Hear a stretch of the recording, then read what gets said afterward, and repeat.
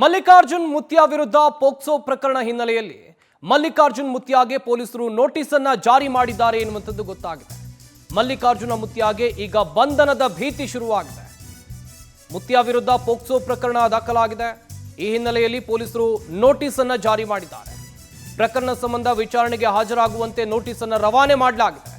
ಗೋಗಿ police ಠಾಣೆಯಿಂದ ಮುತ್ಯಾಗೆ ಪೊಲೀಸರು notice ಅನ್ನು ಕಳುಹಿಸಿದ್ದಾರೆ. ಹಿಂದೆ ವಿಚಾರಣೆಗೆ ಹಾಜರಾಗುವಂತೆ ನೋಟಿಸ್ನಲ್ಲಿ ಉಲ್ಲೇಖ ಮಾಡಲಾಗಿದೆ. ಅಪ್ರಾಪ್ತ ಬಾಲಕಿಯ ಜೊತೆಯಲ್ಲಿ ಅನುಚಿತ ವರ್ತನೆಯನ್ನ ಈ ಮಲ್ಲಿಕಾರ್ಜುನ್ ಮುತ್ಯಾ ತೋರಿದ್ರು. ಈ ಸಂಬಂಧ ಕೇಸ್ ಕೂಡ ದಾಖಲಾಗಿತ್ತು. ಮಠಕ್ಕೆ ಬಂದಿದ್ದಂತ ಬಾಲಕಿಯ ಜೊತೆಯಲ್ಲಿ ಅನುಚಿತವಾಗಿ ಮುತ್ಯಾ ವರ್ತನೆಯನ್ನ ತೋರಿದ್ರು. ಈ ವಿಡಿಯೋ ವೈರಲ್ ಆಗ್ತಾ ಇದ್ದಂತೆ ದೊಡ್ಡ ಮಟ್ಟದಲ್ಲಿ ಆಕ್ರೋಶ ವ್ಯಕ್ತವಾಗಿತ್ತು. ಸದ್ಯ ಮಕ್ಕಳ ರಕ್ಷಣಾ ಆಯೋಗದಿಂದ ಸ್ವಯಂ ಕೇಸ್ ದಾಖಲು ಮಾಡಿಕೊಳ್ಳಲಾಗಿದೆ. ಯಾದಗಿರಿ ಗೋಗಿ ಠಾಣೆಯಲ್ಲಿ ಮುತ್ಯಾ ವಿರುದ್ಧ ಪೋಕ್ಸೋ ಕೇಸ್ ಕೂಡ ದಾಖಲಾಗಿದೆ. ಒಂದ್ ಕಡೆಯಲ್ಲಿ ಈ ಪೋಕ್ಸೋ ಪ್ರಕರಣ ದಾಖಲಾಗೋದಕ್ಕಿಂತ ಮುಂಚಿತವಾಗಿ ಮಠಕ್ಕೆ ಬಂದ ಬಾಲಕಿಯ ಜೊತೆಯಲ್ಲಿ ಈ ಮುತ್ಯಾ ಯಾವ ರೀತಿಯಾಗಿ ನಡ್ಕೊಂಡಿದ್ದ ವಿಡಿಯೋ ದೊಡ್ಡ ಮಟ್ಟದ ಆಕ್ರೋಶಕ್ಕೆ ಕಾರಣವಾಗಿತ್ತು. ಕ್ರಮ ಆಗಲೇಬೇಕು ಅಂತೇಳಿ ಒತ್ತಾಯ ಕೂಡ ಕೇಳಿ ಬಂದಿತ್ತು. ಮಕ್ಕಳ ರಕ್ಷಣಾ ಆಯೋಗ ಕ್ರಮವನ್ನು ಕೈಗೊಂಡಿದೆ. ಮುತ್ಯಾ ವಿರುದ್ಧ ಕೇಸ್ ಕೂಡ ದಾಖಲಾಗಿದೆ. ಯಾದಗಿರಿ ಜಿಲ್ಲೆಯ ಶಹಾಪುರ ತಾಲೂಕಿನ ಮಲ್ಲಿಕಾರ್ಜುನ್ ಮುತ್ಯಾ ಅನ್ನೋ ವ್ಯಕ್ತಿಯು ಅಪ್ರಾಪ್ತ ಒಂದು ಮಗುವಿನೊಂದಿಗೆ ಅನುಚಿತವಾಗಿ ವರ್ತಿಸಿದ್ದಾರೆ ಅನ್ನೋ ಕುರಿತು ಕಳೆದೆರಡು ದಿನಗಳಿಂದ ಸಾಮಾಜಿಕ ಜಾಲತಾಣಗಳಲ್ಲಿ ಹರಿದಾಡ್ತಾ ಇದೆ.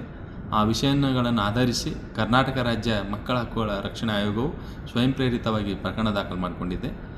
ಪ್ರಕರಣವನ್ನು ದಾಖಲು ಮಾಡಿಕೊಂಡಿದ್ದ ಆಯೋಗವು ಇವತ್ತಿನ ದಿವಸ SP ಅವರಿಗೆ ಪತ್ರವನ್ನು ಬರೆಯಲಾಗಿದೆ. ಖುದ್ದಾಗಿ ಪರಿಶೀಲಿಸುವ ಮೂಲಕ ಆ ಒಂದು ಕಾನೂನಿನ ಕ್ರಮ ಕೈಗೊಂಡಂಥ ಕ್ರಮದ ವರದಿಯನ್ನು ಆಯೋಗಕ್ಕೆ ಸಲ್ಲಿಸಬೇಕಂತೇಳಿ ಈಗಾಗಲೇ ನಾವು ಕೋರಿದ್ದೇವೆ. ಹೀಗಾಗಿ ಸೂಕ್ತ ಕ್ರಮ ಜರುಗಿಸುವ ವಿಶ್ವಾಸ ಆಯೋಗಕ್ಕಿದೆ. ಮುಂದಿನ ವರದಿಯನ್ನು ಆಧರಿಸಿ ಮುಂದಿನ ಸೂಕ್ತ ಕ್ರಮಕ್ಕೆ ಆಯೋಗವು ಮುಂದಾಗಲಿದೆ. ಈ ಬಗ್ಗೆ ಇನ್ನಷ್ಟು ಮಾಹಿತಿಯನ್ನು ಕೊಡ್ತಾರೆ ನಮ್ಮ ಯಾದಗಿರಿಯ ಪ್ರತಿನಿಧಿ ಮಹೇಶ್. ದೂರವಾಣಿ ಸಂಪರ್ಕದಲ್ಲಿ ಜಾಯ್ನ್ ಆಗ್ತಾ ಇದ್ದಾರೆ. ಮಹೇಶ್, ಗಮನಿಸ್ತಾ ಇದ್ವಿ ಮುತ್ಯಾ ವಿರುದ್ಧ ಕೇಸ್ ಕೂಡ ದಾಖಲಾಗಿದೆ. ಈಗ ಮುತ್ಯಾ ಎಲ್ಲಿ ತಲೆಮರೆಸಿಕೊಂಡಿದ್ದಾನೆ, ಹಾಗೇನೆ ಆತನ ಹುಡುಕಾಟಕ್ಕಾಗಿ ಪೊಲೀಸರು ಯಾವ ರೀತಿಯಾಗಿ ಶೋಧ ಕಾರ್ಯವನ್ನ ನಡೆಸ್ತಾ ಇದ್ದಾರೆ? ಎಸ್ ಸಂಪತ್, ಮಲ್ಲಿಕಾರ್ಜುನ್ ಮುತ್ಯಾ ವಿರುದ್ಧ ಏನಂದ್ರೆ ಪೋಕ್ಸೋ ಪ್ರಕರಣ ದಾಖಲಾದ ಬಳಿಕ ಏನಂದ್ರೆ ಮುತ್ಯಾ ಏನಂದ್ರೆ ಈಗಾಗಲೇ ಎಲ್ಲೋ ಒಂದು ಅಜ್ಞಾತ ಸ್ಥಳದಲ್ಲಿರ್ತಕ್ಕಂಥದ್ದು. ಏನಂದ್ರೆ ತಡರಾತ್ರಿ ಏನಂದ್ರೆ ಆತ ಏನಂದ್ರೆ ಕಲಬುರ್ಗಿಯಿಂದ ನೇರವಾಗಿ ಏನಂದ್ರೆ ಹೈದರಾಬಾದ್ಗೆ ಹೋಗಿರ್ತಾರೆ. ಹೈದರಾಬಾದ್ ಬಳಿಕ ಈಗಾಗಲೇ ಮತ್ತೆ ಏನಂದ್ರೆ ತೆಲಂಗಾಣ, ಆಂಧ್ರದ ಕಡೆ ಮುಖ ಮಾಡಿದ ಅನ್ನೋ ಬಲ್ಲ ಮಾಹಿತಿಗಳು ಕೂಡ ಲಭ್ಯ ಆಗಿರ್ತಕ್ಕಂಥದ್ದು. ಏನಂದ್ರೆ ಈಗಾಗಲೇ ಅಪ್ರಾಪ್ತ